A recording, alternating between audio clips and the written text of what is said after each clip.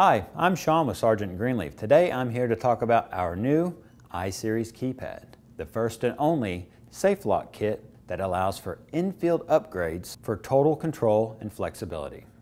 During this video, we're going to show you how to remove an existing Sargent and Greenleaf keypad and retrofit the new I-Series keypad. Whenever working on your safe, we always recommend opening the safe door and locking it open. Use your existing combination to open your door.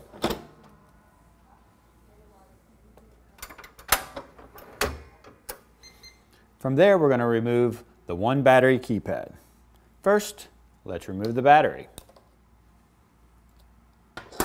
Next, the S&G logo is actually a sticker.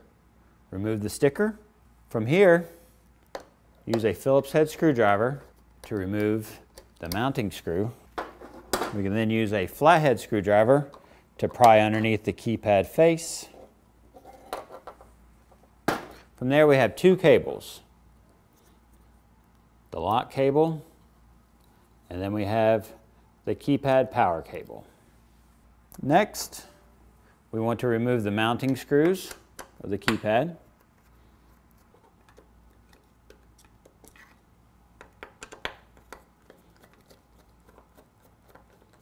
And pull the base away.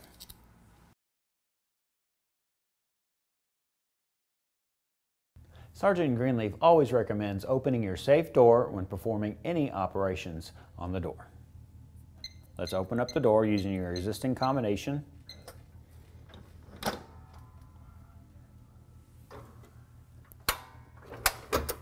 From here, we're going to remove the quick mount keypad. To remove it, grab it from the base, twist counterclockwise, slide up and remove.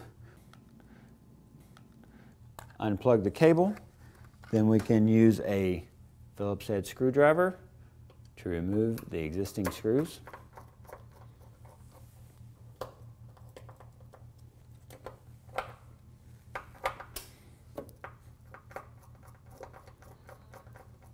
Once completed, we have our keypad cable coming through the spindle.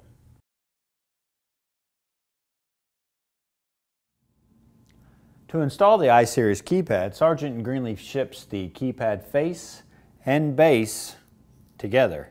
To remove the base, push the quick release button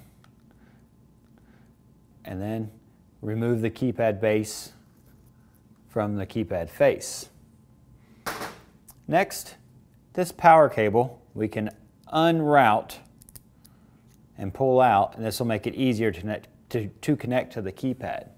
Next, we're going to use one of the two types of supplied screws Sargent and Greenleaf supplies, standard and metric. This particular safe manufacturer uses metric for their holes for their keypad mounting.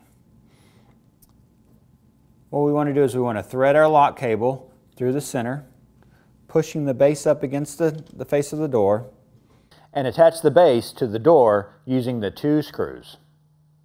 Once the keypad base is installed, we can install our 4 AA batteries. With our keypad base installed along with our batteries inserted, last off is to install the keypad. If we spin the keypad around, there's two things to take note of. One, this 8-digit number, and this green cable. The green cable is the grounding cable you'll use to ground the keypad. The 8-digit number is a number you can write down in your instructions, and when you pair the keypad to the app, it'll ask for this number. So let's complete the installation. Next, let's connect the power cable. And then last, the keypad cable.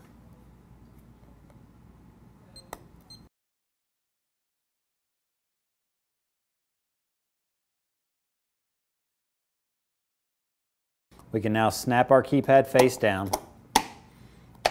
move our film, and we know everything's working.